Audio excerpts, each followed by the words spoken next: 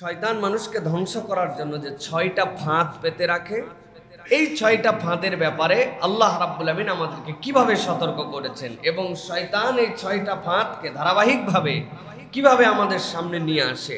আল্লাহ রাব্বুল আলামিন সূরা ফাতির ৬ নম্বর আয়াতের মধ্যে আল্লাহ রাব্বুল আমিন একটা গাইডলাইন দিয়েছেন বান্দাদের জন্য। আল্লাহ বলছেন, বান্দা শয়তান কি এবং কি তোমাদের জন্য এটা আগে চিনে রাখো। আল্লাহ রাব্বুল আলামিন বলছেন, ইন্নাশ শাইতানা লাকুম আদুউন ফাত্তাখিযুহু আদুওয়া। নিশ্চয় জেনে রাখো শয়তান তোমাদের জন্য এমন এক শত্রু, যে শত্রুকে তোমার শত্রু জ্ঞানী করতে হবে।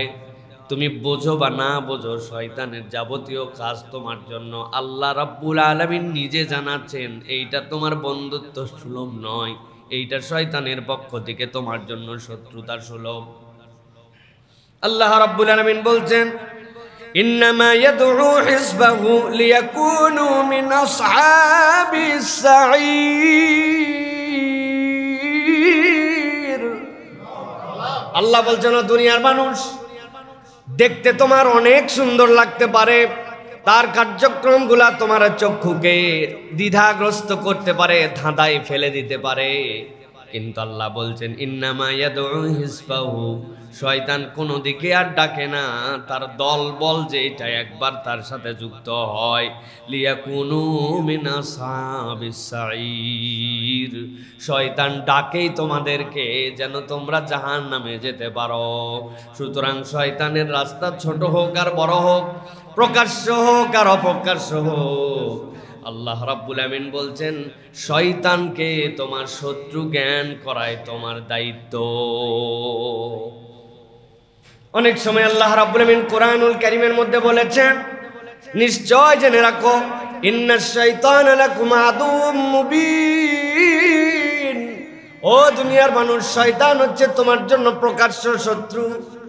আমি বোঝানোর জন্য জিজ্ঞাসা করতে চাই, আপনারা কি কোরআনের আয়াতের প্রতি বিশ্বাস রাখেন? ঘুমায় যারা যান নাই, রাখেন? শয়তান তোমার জন্য প্রকাশ্য শত্রু। এখন হাত তুলে একজনকে জিজ্ঞাসা করতে চাই, আল্লাহ যে বলছেন শয়তান প্রকাশ্য শত্রু, আপনিও বলছেন শয়তান প্রকাশ্য শত্রু, মেনে নিলাম, কিন্তু শয়তানকে দেখছেন কারা কারা? হাত তোলেন।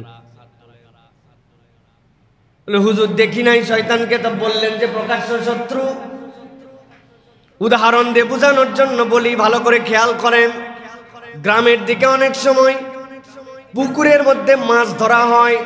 মাছ ধরার সর্বশেষ একটা প্রক্রিয়া হচ্ছে, এই বছর আর কিচ্ছু রাখবো না, পানি টানি সব শেষে ফেলায় দিয়া যা আছে সব ধরে ফেলাবো, এরকম করে পুকুর শেষে মাছ ধরা হয়। জীবনে দেখছেননি ভাই?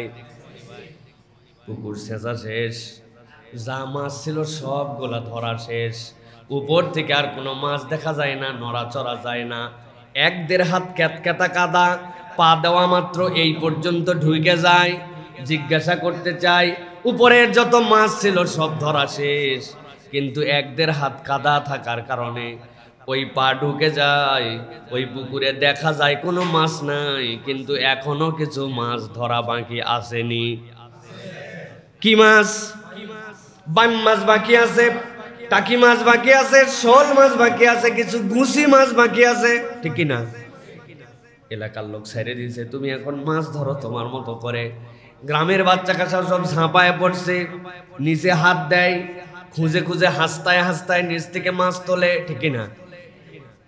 5 বন্ধু মিলে মাছ ধরে, 4 জন অনেকগুলা ছোট ছোট কানস, অনেকগুলা মাছ তুলছে, কিন্তু একটা বন্ধুর কপালে কোনো মাছ নাই।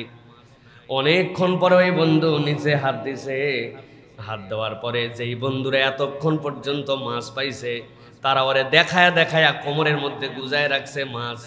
এখন চিন্তা করছে, আল্লাহ এতক্ষণ যে তুই আমারে মাছ দিস নাই, না দিয়েই ভালো করছিস, কারণ এখন যেইটা হাত দিয়ে ধরছি এদের 5টার সমান একটা ধরেই বুঝছি। এতক্ষণ যে মাছ পাই নাই, আত্মঅভিমানে তার লাগছে, চিন্তা করছে এই মাছ তোলার আগে একটা ডাক দেয়, আয় টাকা আমার দিকে, কি হয়েছে? ওই এতক্ষণ পাই নাই, কিন্তু যেইটা তুলতেছি অন্তত দেখে রাখ তোদের কয়টার সমান হয়। সবাই হাতের কাদা ঝাড়ে আর ওর দিকে তাকায় আছে, হায় রে কপাল। চিন্তা করছিলাম 5টা তুলছে, কিন্তু আর ভাব দেখে বোঝা যাচ্ছে সেই রকম খানদানি একটা ধরছে। শোল যদি একটা 1.5 হাত হয়, বাইম যদি একটা 1.5 হাত হয়, তার গোছ এরকম করে ধরছে। ধরে যেই না টান দিয়া সবাই তাকায় আছে, তুলছে মুখের সামনে নিয়ে। কি ধরছে ভাই? যেই সাপ ধরছে এটা কি সাপ? ধরা সাপ। এই সাপের কোনো বিষ নাই, যদি কামড়ও দেয় গ্রাম অঞ্চলে গোবর লাগায় দেয়, সাথে সাথে ক্লিয়ার। এত কিছু জানার পরেও যখন সাপটা মুখের সামনে আসছে, দিলের মধ্যে আতঙ্ক ঢুকানো আছে। মানুষ হিসাবে কামড় দেখ বা না দেখ, বিষ লাগুক বা না লাগুক, আতঙ্ক মানুষের হয়, ঠিক কি না?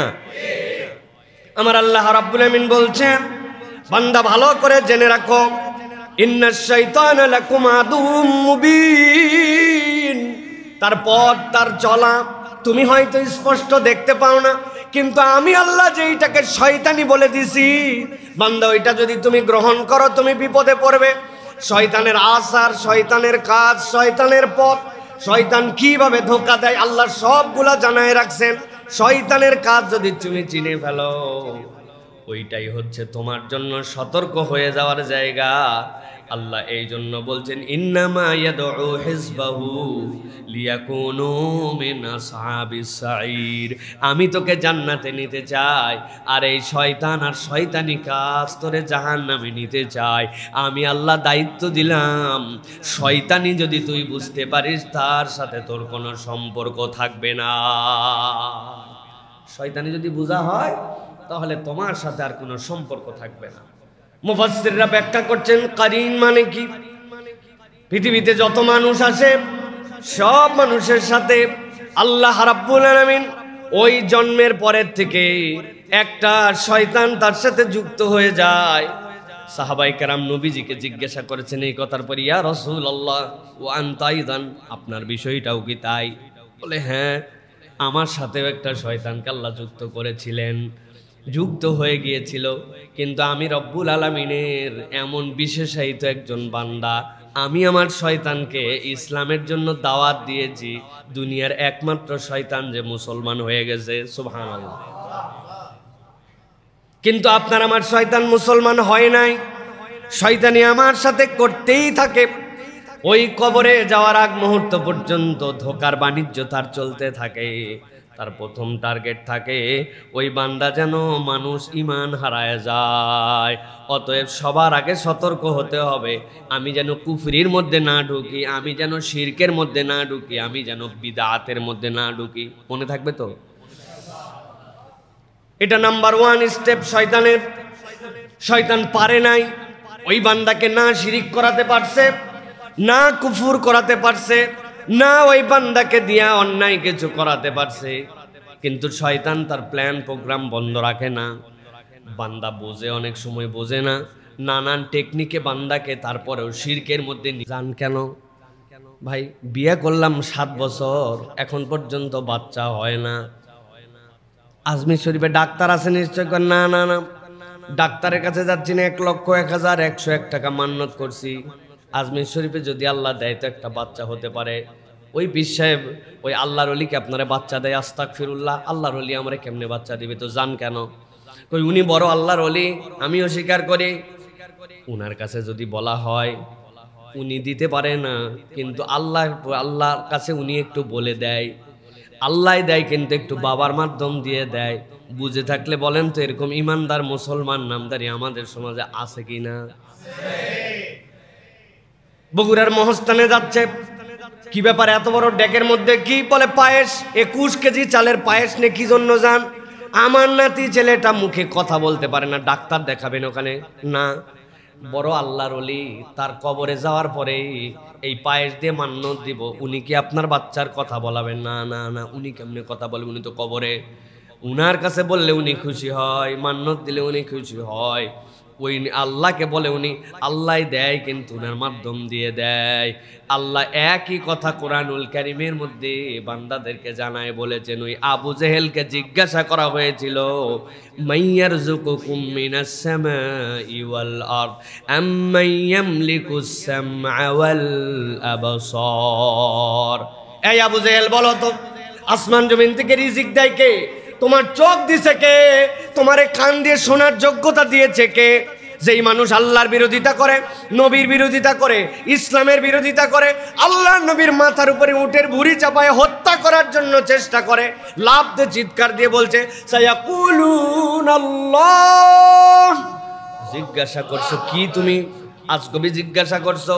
অবশ্যই আসমান থেকে আল্লাহ খাবার দেয়, জমিন থেকে রিজিক দেয় আল্লাহ, শোনায় আল্লাহ, আল্লাহ রাব্বুল আমিন দেখায়। তো সবই যদি আল্লাহ করে, তাহলে তোমার আর মুসলমানের মধ্যে পার্থক্য কি?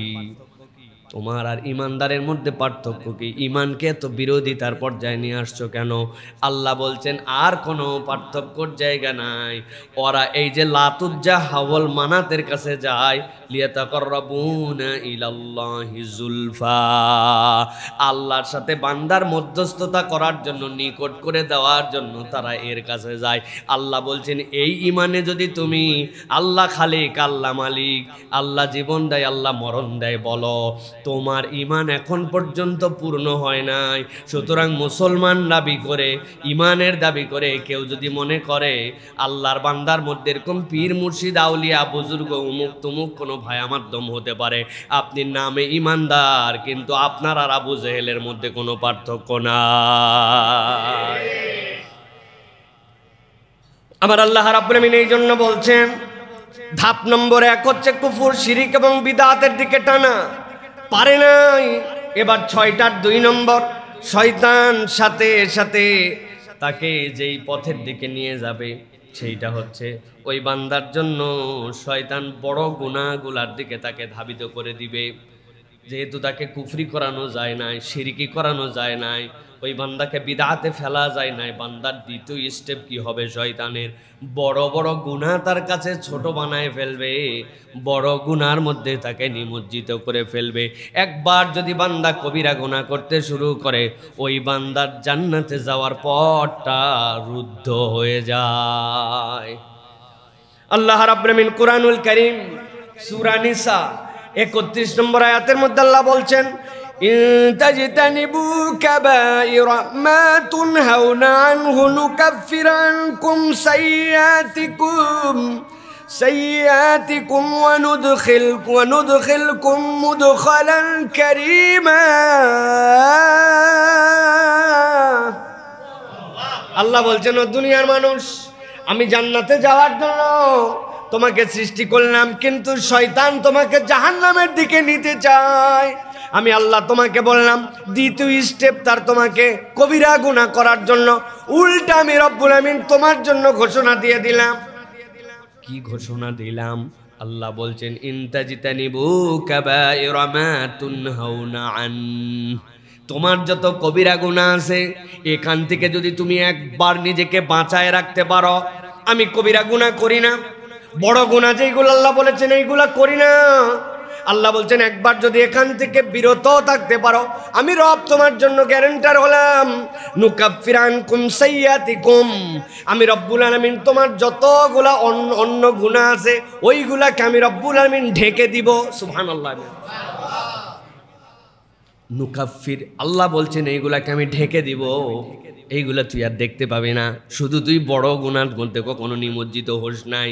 আর আল্লাহ বলতেছেন, ওয়ানুদখিলাকুম মুদখালান কারীমা, আমি সম্মানজনক প্রবেশে তোর জন্য দুয়ারটা উন্মুক্ত করে দিব। এর দ্বারা আল্লাহ বুঝাতে চান, কবিরা গুনার থেকে যে নিজেকে হেফাজত রাখে, আল্লাহ তার জন্য জান্নাতের দরজা খুলে দিবেন। শয়তানের দ্বিতীয় টার্গেট কি? এই জন্য শিরিক করে না, কুফর করে না, বিদআত করে না, কিন্তু সুদ ছাড়ে না, মদ ছাড়ে না, ব্যভিচার থেকে দূরে যায় না, মানুষের প্রতি জুলুম করে।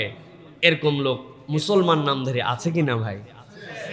অফিসে ঘন্টার পর ঘন্টা বসে থাকতে হয়, সেটেলমেন্ট অফিসে যাওয়ার পরে দলিলের কাজ নিয়ে বসে থাকতে হয়, সচিবালয়ে একটা ফাইল শোয়ের জন্য বসে থাকতে হয়, নিজের ন্যায্যাধিকার নেওয়ার জন্য জুলুমের শিকার হতে হয়।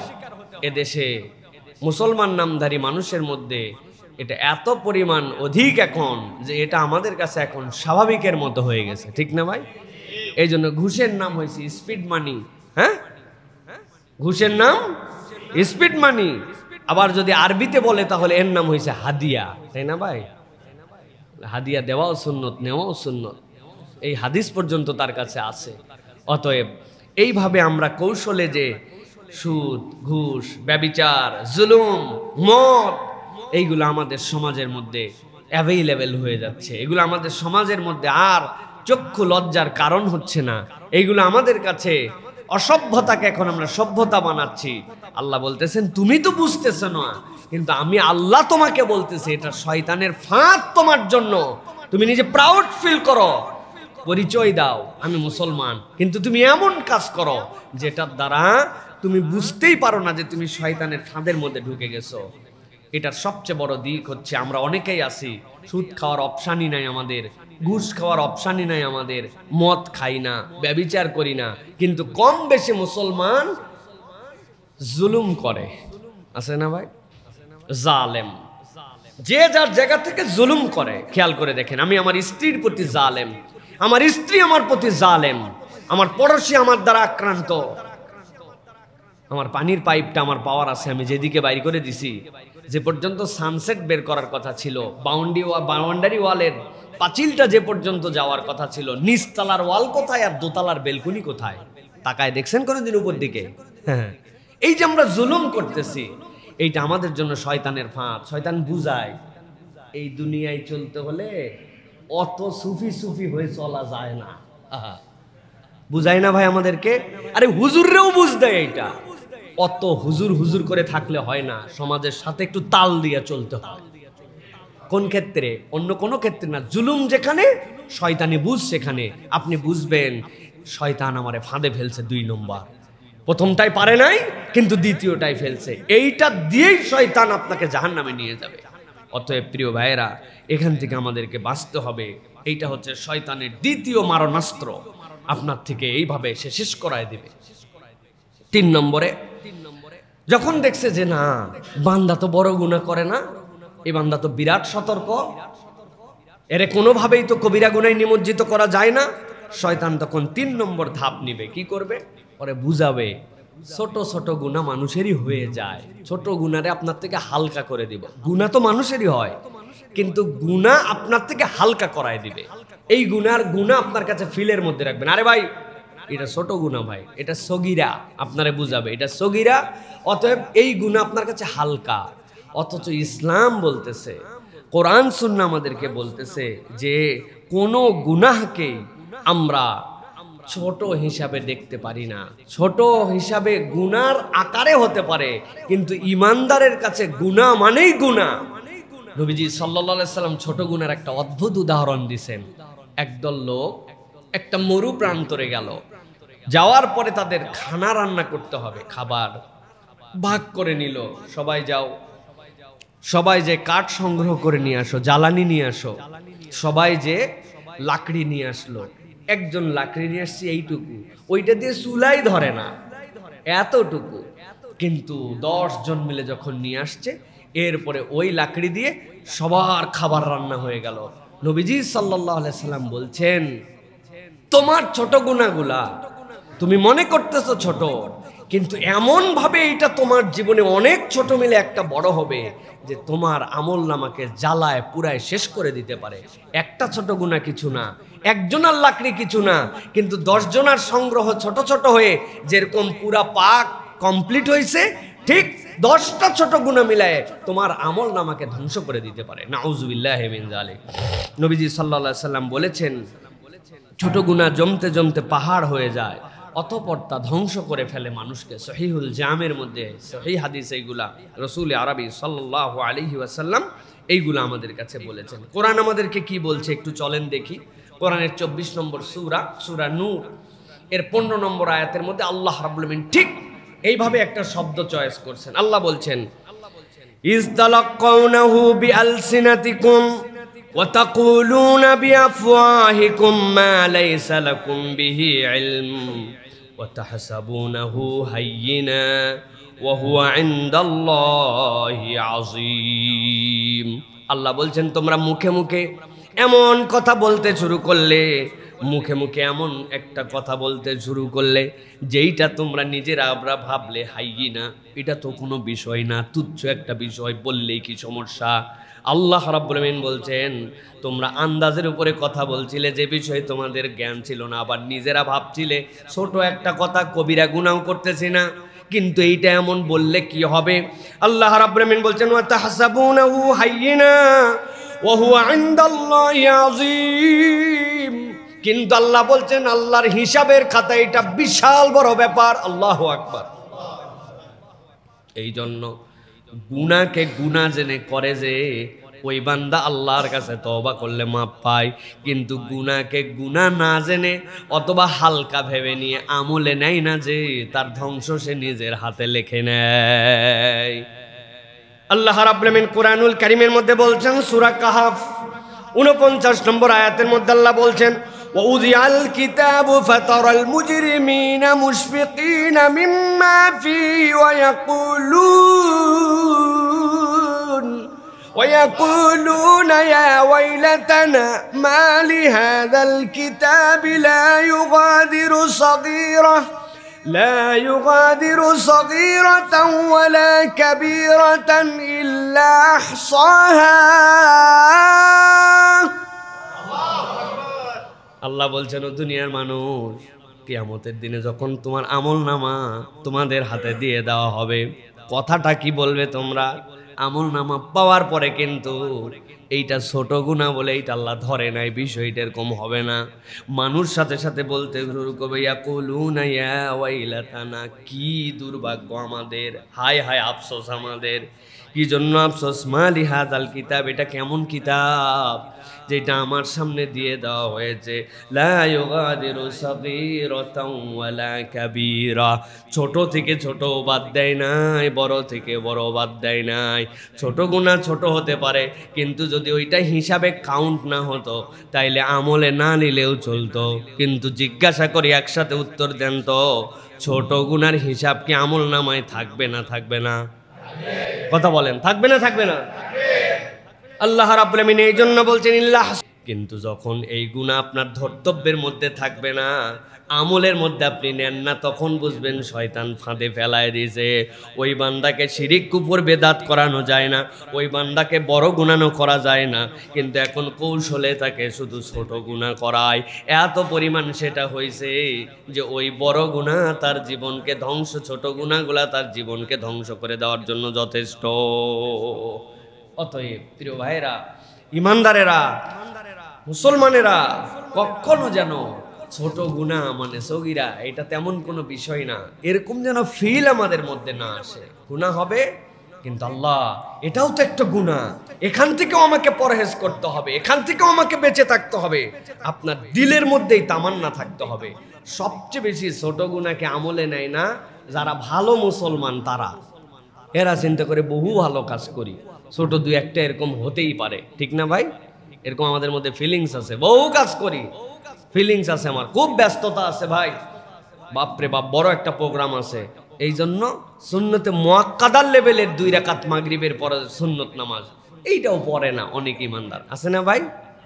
অনেক ইমানদার আছে আমাদের মধ্যে, এইটা পড়ে না। ফজরের আগের সুন্নত কোন রকম 2 রাকাত ফরজ আদায় করলো, ফজর আগের সুন্নতের কোনো ইহতিমাম নাই।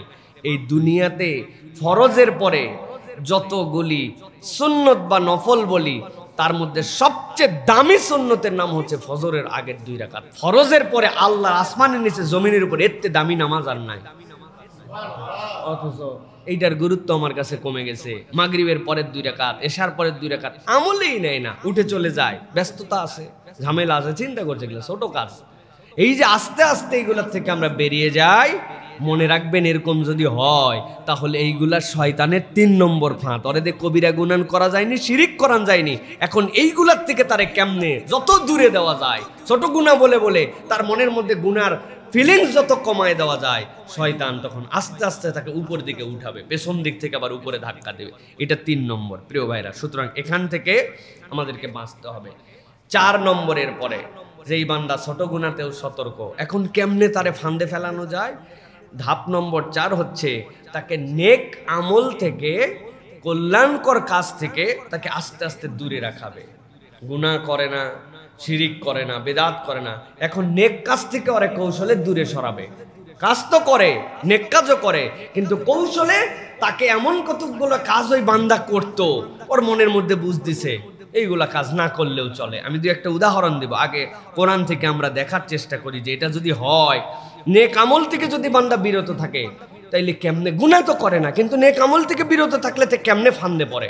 আল্লাহ রাব্বুল আলামিন কোরআনুল কারীম সূরা যুখরুফ 36 নম্বর আয়াত, বাড়ির ডাইনিং টেবিলের নিচে এটা লিখে রাখবেন অনুবাদ সহ, দরজার সামনে লাগাই রাখবেন অথবা ফ্রিজের গায়ে লাগাই রাখবেন, প্রত্যেকদিন যেন চোখে পড়ে। সূরা যুখরুফ 36 নম্বর আয়াত। আল্লাহ রাব্বুল আলামিন বলছেন, ওয়া মান ইয়াশু আন যিকরির রহমান নুকাউযিজ লাহু শাইতানান ফাহুয়া লাহু করিন। আল্লাহ রাব্বুল আলামিন বলছেন, দুনিয়ার মানুষ জেনে রাখো, কেউ যদি একবার নেক কাজ থেকে নিজেকে দূরে সরায় নেয়, জিকিরের রহমান, রহমানের জিকিরের থেকে সে নিজে সরে গেছে, আল্লাহর স্মরণ থেকে নিজেকে সরায় নিয়েছে, আল্লাহ রাব্বুল আমিন বলছেন আমি আল্লাহ তার জন্য শয়তানকে নিয়োজিত করে দেই। নাউজুবিল্লাহ। গ্যাপটা গ্যাপ থাকে না, ফাঁকাটা ফাঁকা থাকে না, এই জায়গাটা সব সময় পূরণ হয়ে যায়। উদাহরণ দিয়ে অনেক সময় বলি, কোনো একটা বাঁধ উপর থেকে নিচের দিকে গেছে, উপর দিয়ে একটা ওয়াকওয়ে আছে, উপর দিয়ে হাঁটা যায়। ওই বাঁধগুলার যখন ওই বড় বড় ব্রিক্সের যেই 4 কোনা কোনা ওইগুলা বোল্ডারগুলো যখন বসাইছে, অনেকগুলা ধাক্কা লেগে একটার সাথে একটা কোনাগুলা ছুটে গেছে, কোনাগুলা সিমেন্ট উঠে গেছে। উপর থেকে এক বাচ্চা মনে করছে প্রস্রাব করে দিব, নিচে যাবে, কিন্তু প্রস্রাবটা যখন করছে উপর থেকে, ওই কোনার মধ্যে যে ছোট ছোট গ্যাপ, প্রথমে ওই গ্যাপগুলাকে ভরছে, তারপরে যদি ওভারলোড হয় আস্তে করে নিচে গেছে, তারপর নিচের গ্যাপটা আবার ভরছে। এরকম করে যদি প্রস্রাব বেশি থাকে তাইলে গড়াইতে গড়াইতে নিচ পর্যন্ত যাবে। গ্যাপ যেইগুলা পাইছে ওইগুলো আগে গ্যাপগুলা ভরছে। ঠিক একই রকম উপর থেকে যদি কোনো লোক হেঁটে যাওয়ার সময় একটা দুধের ভার নিয়ে যাচ্ছিল, পিছলায় পড়ে গেছে, ওই দুধটাও গড়ায় নিচে যাবে। ওই গ্যাপ যেইগুলি ছিল ওই গ্যাপগুলি ফাঁকা থাকবে না, ওই গ্যাপগুলো দুধ দিয়ে ভরবে আগে, তারপরে নিচের গ্যাপ, তারপরে ওভারলোড হলে নিচে যাবে। মাথার মধ্যে ঢুকাই নিয়ে রাখেন, গ্যাপটা কোনো সময় ফাঁকা থাকে না, হয় প্রস্রাব গেলে প্রস্রাব দিয়ে ভরবে, না হয় দুধ গেলে দুধ দিয়ে ভরবে। আল্লাহ বলছেন তোমার অন্তর যদি আল্লাহর জিকির থেকে গাফেল হয়ে যায়, মনে করো না এটা ব্ল্যাঙ্ক থাকবে, আল্লাহ বলছেন শয়তান এটা ওই জায়গায় প্রবেশ করবে। অতএব প্রিয় ভাইয়েরা, কখনো আল্লাহ রাব্বুল আমিনের জিকির থেকে নিজেকে, আল্লাহর স্মরণ থেকে, আল্লাহর জিকির মানে কি ভাই? সুবহানাল্লাহ সুবহানাল্লাহ না, আল্লাহ যেটা যেভাবে করতে বলেছেন ওই কাজ করার নাম হচ্ছে জিকির। আপনি ওই জায়গাকে কখনো ফাঁকা রাখতে পারবেন না, ওই জায়গাটা আল্লাহর জিকির দিয়ে ভরাতে হবে। আল্লাহ বলছেন না হলে আল্লাহ রাব্বুল আলামিন ফাহুয়া লাহু করিন, আল্লাহ তার জন্য একটা কারিনকে ওই জায়গায় ফিট করাবেন। আল্লাহ রাব্বুল আলামিন কোরআনুল কারীমের মধ্যে বলছেন, ومن أعرض عن ذكري فإن له معيشة ضنكا ونحشره يوم القيامة أعمى قال رب لم حشرتني أعمى وقد كنت بصيرا قال كذلك أتتك آياتنا فنسيتها وكذلك اليوم تنسى। আল্লাহ বলছেন দুনিয়ার মানুষ ভালো করে জেনে রাখো, আমি রব্বুল আমিন তোমাকে বললাম কিয়ামতের দিনে একটা ভয়াবহ পরিস্থিতি তোমার হবে। গরম মেরে গেছে, দাদার বয়স কত? বলে 82 চলে। নিজে নিজেই ফুটানি মেরে বলছে 82 চললে হবে কি, এখনো কল ঝোঁকায় পানি খায়, খালি চোখে কোরআন শরীফ পড়ে। এরকম গল্প বলা লোক আছে না ভাই? আরে গল্প কি বাস্তবেই তো এরকম লোক আছে, আছে কি না? আল্লাহ বলছেন শোনো, ওমান আরাদা আন যিকরি ফাইন্না লাহু মাঈশাতান দনকা, আমার জিকির থেকে তুমি যদি সরে থাকো, আমি রব্বুল আমিন চ্যালেঞ্জ দিলাম, তোমার জীবনটা হবে লাঞ্ছনার জীবন, অস্বস্তির জীবন। টাকা আছে, পয়সা আছে, বাড়ি আছে, উন্নত উন্নত জায়গায় থাকার মতো তোমার সুযোগ আছে, কিন্তু তোমার জীবনে স্বস্তি নাই, শান্তি নাই। আল্লাহ বলছেন তোমার জীবনটা হবে লাঞ্ছনার। আল্লাহ রাব্বুল আমিন বলছেন ওই লাঞ্ছনা আবার দুনিয়ার সাথে মিলাই নিন না। দুনিয়ায় আল্লাহ অনেক পরীক্ষা দেন। ওই লাঞ্ছনার একটা ডেফিনেশন হচ্ছে সে শয়তানির কাজের মধ্যে নিমজ্জিত হয়ে যাবে। দুনিয়ার পরীক্ষা আলাদা, লাঞ্ছনা আলাদা। আল্লাহ বলছেন ওয়া নাহশুরুহু ইয়াওমাল কিয়ামাতি আমা। বড় গলায় একজন বলছে দুনিয়াটা এখন এরকমই, একটু পেরেশানি হয় ভাই, হয় একটু অশান্তি থাকেই জীবনে, আধুনিক দুনিয়া। আল্লাহ বলছেন এই ডায়লগ বাজ যদি হও, তোমার জন্য দ্বিতীয় স্টেপটা আমি বলে দেই। ওয়া নাহশুরুহু ইয়াওমাল কিয়ামাতি আমা।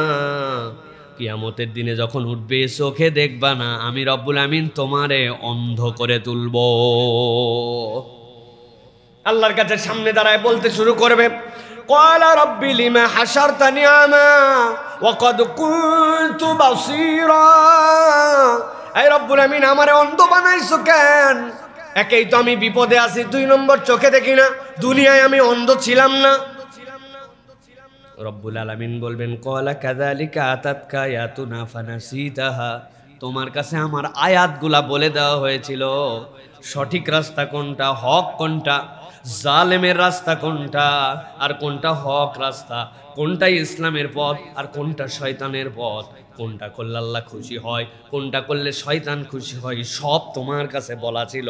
পয়গম্বর বলে গেছে, পয়গম্বরের প্রতিনিধিরা বলে দিয়েছে, তোমার কাছে কোরআন ছিল। আল্লাহ বলেছিলেন কুনু মাস সাদিকিন, সত্যবাদীদের সাথী হও, সত্য কথা বলো, জানতো না কে, কিন্তু তুমি এইগুলার পাত্তা দেও নাই। ব্যবসা করলে টুকটাক একটু মিথ্যা বলায় লাগে, ঠিক না ভাই? ঠিক বলেন, অন্তত যা করেন তা তো বলবেন নাকি না? আল্লাহ রাব্বুল আমিন বলছেন ক্বালা কাযালিকা আতাতকা আয়াতুনা ফানাসিতাহা। আয়াত এসেছিল কিন্তু আয়াতগুলো তুমি গ্রহণ করো নাই, তুমি তোমার মন মতো পথ গ্রহণ করে নিয়েছিলে। ওয়া কাযালিকাল ইয়াউমা তুনসা। আল্লাহ বলছেন আজকে তোমাকে আমি উপেক্ষা করব, তোমার আমার দরকার নাই। আল্লাহ রাব্বুল আমিন বলছেন এই পথ থেকে যদি তুমি বাঁচতে চাও, শয়তানের এই ধোঁকা থেকে যদি বাঁচতে চাও, আল্লাহর একটা হুকুম থেকেও তুমি গাজোয়ারি করে পিছু পা হইও না। আল্লাহ যা বলছেন সামি'না ওয়া আতা'না, শুনলাম আর মানলাম। সামি'না ওয়া আসাইনা এটা আমাদের গুণ নয়, সামি'না ওয়া আতা'না এটা হচ্ছে উম্মতে মুহাম্মাদের গুণ। নবী বলছে, কোনো কিছু জিজ্ঞাসা করে নাই, ইয়া রাসূলুল্লাহ আপনি বলছেন এটাই শেষ কথা। কত কঠিন কঠিন কথা নবী করিম সাল্লাল্লাহু আলাইহি সাল্লাম বলেছেন, তারপরেও তারা কিচ্ছু বলে নাই। মনে মনে অনেক সময় কষ্ট পাইছে। সূরা বাকারার শেষ আয়াত শানে নুজুল পড়ে দেখবেন আল্লাহ রাব্বুল আমিন যখন কুরআনুল এই আয়াতগুলা রাসূলুল্লাহ সাল্লাল্লাহু আলাইহি সাল্লামের উপরে অবতীর্ণ করছিলেন, যে ওই সময় তারা চিন্তা করছে। আল্লাহ বলছেন সুবহানাল্লাহ, যে তোমরা তোমার মনের মধ্যে যা চিন্তা করো, বাহিরে যা চিন্তা করো, আল্লাহর কাছে তোমাদেরকে হিসাব দেওয়া লাগবে। রব্বানা লা তাহমিল আলাইনা, এই রব্বুল আমিন তুমি আমাদের প্রতি এমন বোঝা চাপায়ো না। আল্লাহর কথা এগুলা, কিন্তু সাহাবায়ে কেরামের অন্তরের অনুভূতি ছিল আল্লাহ মুখেরটার উপর না আমার কন্ট্রোল আছে, মন কেমনে কন্ট্রোল করব? আল্লাহ রাব্বুল আলামিনের নবী তারপরেও যা বলছেন রিপিট করে নাই, কথা বলে নাই। আল্লাহ এরপরে বলছেন আমি আমার বান্দাদের উপরে অতিরিক্ত কিছু চাপাবো না, আল্লাহ এগুলো তোমাদের মাফ করে দিবেন। সুবহানাল্লাহ। কিন্তু মুখ দিয়ে প্রতিবাদ করে নাই, এটা উম্মতে মুহাম্মাদির নেচার। কিন্তু এখন আমরা সমাজ বাস্তবতা অমুক তুমুক হে সেই যুক্তি তর্ক প্রশ্ন উত্তর এইগুলা করে হক গ্রহণ করতে আমাদের অনেক বাধা, অনেক বিপত্তি, ঠিক না ভাই? এই জন্য এটা কিসের ধাপ? এটা হচ্ছে ধাপ নম্বর 4। আপনার কৌশলে ভালো কাজ থেকে সে দূরে সরায় রাখবে। খেয়াল করে দেখবেন নামাজে অলসতা আসে, জামাতে যেতে মন চায় না, কোরআন মাজিদ রেগুলার পড়তে বিরক্তি লাগে, মোবাইল 2.5 ঘন্টা দেখতে দেখতে রিলস পার হয়ে গেছে, কিন্তু 5 মিনিট পড়ার পরে কোরআন শরীফের তখন আমার মনের মধ্যে টানে না। হয়তো না ভাই, আপনাদের হয় না, আমারও হয় এরকম। প্রিয় ভাইয়েরা, ভালো কাজ থেকে দূরে সরায় আমাদেরকে। সাদাকার নিয়ত নাই ভাই, সমাজ আগায় গেছে, সবাই টাকা পায়, এই লোক টাকা নিয়ে যে কি করবে, 2 নম্বরই করে কিনা আপনারা বুঝ দিছে এরকম করে। সাদাকার মেন্টালিটি, জাকাতের হিসাব করব দেখি, করা হয় না এবছর, একটা দিয়ে দিচ্ছে আল্লাহ মাশাআল্লাহ আগামী বছর কমপ্লিট করে, মানে যত অনেক কাজ ওখান থেকে আপনাকে সিস্টেমে আস্তে আস্তে একটু দূরে সরায়। আপনি সোমবার বৃহস্পতিবারের রোজা না রাখতে মন চায় না ভাই, শরীরের মধ্যে কেমন জানি চলতেছে, চাঁদের দিন পার হয়ে গেছে, আইয়ামে বীজের পরে বলছে হা হা হা এই মাসটা তো বুঝতে পারলাম না, আইয়ামে বীজের তারিখটা কবে জানি ছিল, রাখতে পারলাম না, আগামী মাস থেকে দেখবো। মানে ওই লোকের এইগুলা না করলে কোনো গুনাহ হবে না, কিন্তু নেক কাজের উৎসাহ তার দিল থেকে আস্তে আস্তে সরায় দিছে। আমি যদি ভুল না বলি, আমাদের সমাজে আমাদের মধ্যে এই রোগের রোগী আছে কিনা? আছে কিনা ভাই? অতএব প্রিয় ভাইরা বুঝবেন, এটা শয়তান 4 নম্বর ফাঁদের মধ্যে আমারে ফালাইছে, যে কেমনে আমাকে এইখান থেকে সরানো যায়। 5 নম্বর, কম গুরুত্বপূর্ণ আমলে ব্যস্ত রেখে বেশি গুরুত্বপূর্ণ আমল থেকে আপনাকে সরায় দিবে। আমল আপনি করতেছেন, কিন্তু কম গুরুত্বপূর্ণ কাজকে আপনার সামনে মহা মূল্যবান করে দেখিয়েছে, আর মহা গুরুত্বপূর্ণ কাজ আপনার সামনে থেকে সরায় নিছে। এটা হচ্ছে শয়তানের 5 নম্বর ধাপ, এই বান্দাদেরকে বিপদে ফেলার জন্য। এখন দোকানের পিক টাইম, হঠাৎ করে 10টা কাস্টমার আসছে, তখনই বাজে 1:29। আপনারা আর তখন নামাজ তো পড়বো ইনশাল্লাহ, এই লোক নামাজ ছাড়ে না, সত্যি সত্যি নামাজ ছাড়ে না, দান সাদাকাও করে, কিন্তু এই টোপের মধ্যে পড়ে সে তখন গুরুত্বটা নামাজের জামাতের থেকে দোকান খোলায় রাখছে। এরকম মুসলমানের মধ্যে ফেলে দেয়, আমাদেরকে এই ধোকার মধ্যে ফেলে দেয়, আমরা এখান থেকে বেরোতে পারি না। আমার গাড়ি নিয়ে আমি যাচ্ছি, নামাজের ওয়াক্ত পার হয়ে যাচ্ছে, চিন্তা করছে ঠিক আছে সফরে আসি তো, নামাজ এখন না পড়লেও চলবে, এই মনে করে সফরের অজুহাত দেয় ওই ব্যক্তি নামাজ বাদও দিবে না, কিন্তু নামাজটার মধ্যে তার গাফলতি চলে আসে। ইমানদার মুসলমান এক্সকারশনে যায়, পিকনিকে যায়, বোরকা ছাড়া ওই মহিলাকে দেখা যায় না, ওই লোক নামাজ কোনো সময় মিস করে না, ওর বাড়িতে জীবনে কোনোদিন লাউড স্পিকারে গান বাজে নাই, কিন্তু উনি এখন পিকনিকে যাচ্ছে, নামাজের খবর নাই, বোরকা ছাইরে দিছে, হই হই গান বাজাতে বাজাতে যাচ্ছে। আমাদের সমাজে এরকম বেমার আছে কিনা ভাই? পিকনিক নাই, এগুলা এখন হয়ে গেছে দিনদারি থেকে বের হওয়ার জন্য শয়তানের এক্সকারশন এগুলা। অতএব এই জায়গাতে আপনাকে স্টিক হতে হবে, এই জায়গায় ফোকাসড হতে হবে আরো বেশি, যে আমি আল্লাহ রাব্বুল আলামিনের দুনিয়ায় ঘুরবো, কিন্তু তার মানে এই নয় আমার নামাজ গাফলতি হয়ে যাবে, আমি গান বাদ্যর মধ্যে নিমজ্জিত হয়ে যাবে, আমার পর্দা পুশিদা থাকবে না। যেই বান্দার মুখ কোনোদিন কেউ দেখে নাই, ও পর্যন্ত ফটোগ্রাফারকে দিয়ে তার ছবি তুলাই নিচ্ছে, যেখানে তার না আছে পর্দা, না আছে পুশিদা, না আছে কিছু। আছেন এরকম প্রিয় ভাইয়েরা? অতএব এটা কি কার ফাঁদ? এটা হচ্ছে শয়তানের ফাঁদ। শয়তান আপনাকে চিন্তা করাবে কি, মহা গুরুত্বপূর্ণ কাজগুলাকে হালকা করায় দিয়া সস্তা কাজগুলাকে আপনার সামনে গুরুত্বপূর্ণ বানায় দিবে। অতএব এখান থেকে আমাদেরকে বেরিয়ে আসতে হবে ভাই। সামনে পরীক্ষা, এই জন্য বাপ মা রোজা রাখতে দেয় না। আছে ভাই, শরীর খারাপ হয়ে যাবে, রোজা বহুত রাখার সুযোগ পাবি, কিন্তু বোর্ড পরীক্ষা বারবার আসবে না, এরকম বলার বাপ মা আছে না ভাই? সন্তান এসে আমাদের কাছে বিচার দিছে, আব্বা আম্মা আমারে রোজা রাখতে দেয় না, এরকম বাপ মা আছে প্রিয় ভাইয়েরা। অতএব এইগুলার থেকে আমাদেরকে খুব ভালোভাবে আমাদেরকে সতর্ক হতে হবে প্রিয় ভাইয়েরা। আমাদের মধ্যে অনেক বান্দারা এরকম আছেন, যে মানুষগুলো এই মুহররম আসবে, তাজিয়া করবে, হাই হোসেন হাই হাসান করবে, মুখের মধ্যে দাড়ি নাই, দাড়ি রাখা ফরজ, আর হাই হোসেন করা এটার সাথে ইসলামের ন্যূনতম সম্পর্ক নাই। উনি মোহব্বত দেখাচ্ছে আহলে বাইতের, আর মুখের মধ্যে দাড়ি নাই। আছে না ভাই? এর সংজ্ঞা কি জানেন? এই মোষ তুলে মদ খায়, বুঝছেন না? নাউজুবিল্লাহ বলবেন না? মোষের পানি খাওয়া করতে শুনছে যে মোষের পানি খাওয়া আমাদের জন্য গুনাহ, এই জন্য উনি মোষ উঁচু করে মদ খাচ্ছে। তো এদের অবস্থা সেই রকম, হাই হোসেন করে আহলে বাইতের সম্মান দেয়, নামাজ কালাম পড়ে না, টাকনুর নিচে জামা, বেপর্দা বেহায়া, অসভ্য, বিড়ি ফুকায়, নবীর মোহব্বত দেখাচ্ছে, দাড়ি নাই মুখের মধ্যে, অথচ হাই হোসেন করতেছে। এই যে এর কাছে শয়তান বুঝাইছে নামাজ পড়ার বহুত সুযোগ পাওয়া যাবে, কিন্তু নবীর মোহব্বতের রাস্তায় প্রত্যেকদিন ঘোরা যায় না, এই জন্য উনি 10 তারিখে তাজিয়ার মধ্যে ঢুকছে। আছে কিনা এরকম মুসলমান? আরে আছে মানে কি, আমি যে এলাকায় আছি এটাই হচ্ছে ইনার প্রসবকারী অঞ্চল। আছে মানে হাজার বুঝানোর পরেও বুঝানো যাচ্ছে না এদেরকে এখন পর্যন্ত। আলহামদুলিল্লাহ অনেকেই শুধরাইছেন, আলহামদুলিল্লাহ অনেক ভাই আমার আছে শুধরাই গেছে আলহামদুলিল্লাহ 10 বছরে। কিন্তু এইটা প্রজন্মের পর প্রজন্ম শয়তানের কাজ, এইটা শয়তান ওরে বুঝাইছে, ও তো বুঝে নাই। শয়তান তো বগল বাজাচ্ছে এই কাজ করাতে লাগাই দিয়া। আপনি দেখতেছেন যে আপনি মহব্বতের কাজ করতেছেন, কিন্তু আপনি গুনাহগারির মধ্যে ঢুকে গেছেন, আপনি গাফেল হয়ে গেছেন প্রিয় ভাইয়েরা। অতএব এটা 5 নম্বর। সর্বশেষ যেটা বলবো প্রিয় ভাইয়েরা, আমলের মধ্যে রিয়া অথবা অহংকার ঢুকায় দেওয়া। সব ঠিক আছে, কিন্তু আমলকারী চিন্তা করে আমার মতো ভালো নামাজি হয় না, এলাকার মধ্যে নামাজ কালাম ছেলেপেলেরা পড়েই না, আমি একটা নামাজি, আমি একটা দানবীর, মানে আমার কাজগুলি লৌকিকতার মধ্যে নিয়ে গেছে।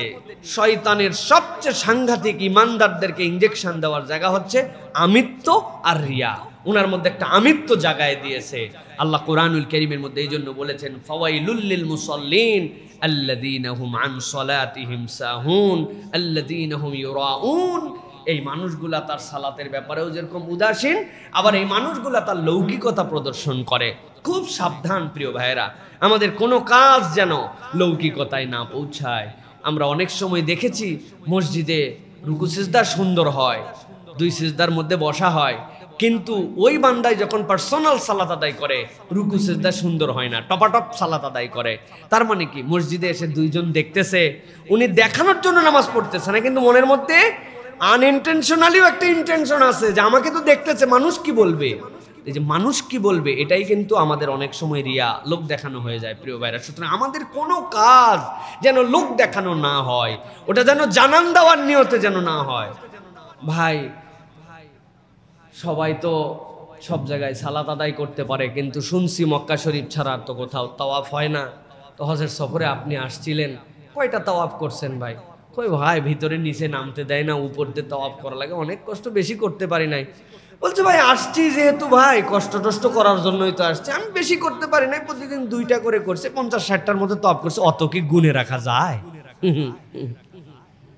আপনি কি বুঝাতে চাইছেন? আল্লাহ রাব্বুল আলামিন তার আগে বুঝে ফেলছে প্রিয় ভাইরা। শয়তান চায় একবারে বল না, এমন কি হয়েছে তাই, আবার বুঝ দিবে, এটা বললে অন্য ভাইরা উৎসাহ পাবে, এই জন্য বল। আপনার ট্যাবলেট খাওয়ায়া আপনার আমল হাওয়া করে দিবে, এটা শয়তানের ফাঁদ। অতএব আমাদেরকে এখান থেকে বেঁচে থাকার জন্য চেষ্টা করতে হবে প্রিয় ভাইয়েরা। সর্বশেষ কতগুলো পয়েন্ট বলে দেই, যে যেই 4টা কাজ যদি আমরা করি ধারাবাহিকভাবে, তাহলে এই ধোঁকাগুলা থেকে আমরা যেন বেঁচে থাকতে পারি। যে এই জিনিসগুলিতে বললাম, 6টা স্টেপের কথা বললাম, কিন্তু কিসের মধ্যে থাকলে এই 6টা কাজ থেকে আমি বেঁচে থাকতে পারি? 1 নম্বরে সৎ পরিবেশে থাকা। পরিবেশ অনেক বড় এফেক্টিভ আমাদের জন্য। আমাদের পরিবেশ নষ্ট হয়ে গেছে, যার সাথে মিশি তার সাথে আমার এমন ধরনের সম্পর্ক যে ওই জায়গায় কোনোদিন দিন ইসলামের কথা আলোচনা হয় না, কল্যাণকর কাজের কাছে আলোচনা হয় না, ব্যক্তিগত ইহতেসাব হয় না, বসলেই দেশ দুনিয়া বাংলাদেশ অমুক তমুক ফালতু আইটেমের কোনো শেষ নাই। এই জন্য প্রিয় ভাইরা, এমন একটা পরিবেশ দরকার যেই পরিবেশে সৎ থাকা যায়, পরিবেশ দরকার। আল মারউ আলা দীনি খলিলিহি, নবী করিম সাল্লাল্লাহু আলাইহি ওয়াসাল্লাম বলছেন, মানুষ তার বন্ধুর ধর্মে চলে। অতএব বন্ধুকে আপনার সাথে আড্ডা মারে কে, it's a very important in your life. 2 নম্বরে নিয়মিত ইস্তেগফার করা, আল্লাহর কাছে ইস্তেগফারের হালতে আমাদের জন্য থাকা, হাজার ভুলের পরে আল্লাহর কাছে কায় মনোবাক্যে ইস্তেগফার করা। 3 নম্বর উপকারী জ্ঞান চাওয়া আল্লাহর কাছে, আল্লাহুম্মা ইন্নী আউযু বিকা মিন ইলমিন লা ইয়ানফা, আল্লাহ আমাকে এমন জ্ঞান দেন না যেটা আমাকে কল্যাণ করেন আল্লাহ, অতএব আমাকে উপকারী জ্ঞান দেন। আল্লাহর কাছে সবসময় উপকারী জ্ঞান চাওয়া। ইমাম ইবনে তাইমিয়া বলছেন, তুমি যদি উপকারী জ্ঞান চাও আর আল্লাহর কাছে ইস্তেগফার করো, আল্লাহর কাছে ইস্তেগফার হচ্ছে শয়তানের দড়িটা কেটে ফেলা। আপনার ইস্তেগফার হচ্ছে কাঁচি। আপনি আল্লাহর কাছে উপকারী জ্ঞান চেয়েছেন আর ইস্তেগফার করেছেন, শয়তান আপনারা যেটাতে জাহান্নামের দিকে নিতে যাচ্ছে আপনি কাঁচি দিয়ে কেটে দিয়েছেন। যতবার ইস্তেগফার করেন কাইমানো বাক্যে, শয়তানের দড়ি কেটে যায়। সুবহানাল্লাহ। 4 নম্বরে নফস এবং শয়তানকে চেনা এবং তার ফাঁদ সম্পর্কে জানা। এই যে আলোচনাটা হলো, এটাই হচ্ছে ফাযাক্কির ফাইন্না যিকরা তানফাউল মুমিনিন, এটাই জিকির। আপনাকে শয়তানের এই ফাঁদ সম্পর্কে আপনি জেনেছেন, কিছুদিন পরে ভুলে যাবেন, আবার নতুন করে স্মরণ করবেন, আবার শুনবেন, একই লেকচার 5 বার শুনতে পারেন, একই আলোচনা নোট করে নিতে পারেন। আমি কতবার বলেছি, আমার একটা ভাই 2টা ভাই শুধু নোট করে। ওই আমার এক বুড়া ছাত্র আছে, 60 বছর বয়সে, যেই লোক দাওরা পাস করছে, ভালো রেজাল্ট করছে, আর আমার আরেক ভাই আছে, সারা সবগুলি আমরা নোটের বাহিরে। আমাদের এগুলো শুনলাম আর এক কান্দে বের করে দিলাম। আল্লাহ রাব্বুল আমিন আমাদেরকে, আমাকে, আপনাকে, আমাদের সকলকে এরপর আমল করার তৌফিক দান করেন। আল্লাহ রাব্বুল আমিন আমাদের যা শুনলাম এর উপরে সর্বাগ্রে আমি এবং আমাদেরকে এটাকে আল্লাহ রাব্বুল আমিনের জীবনে বাস্তবায়ন করার মতো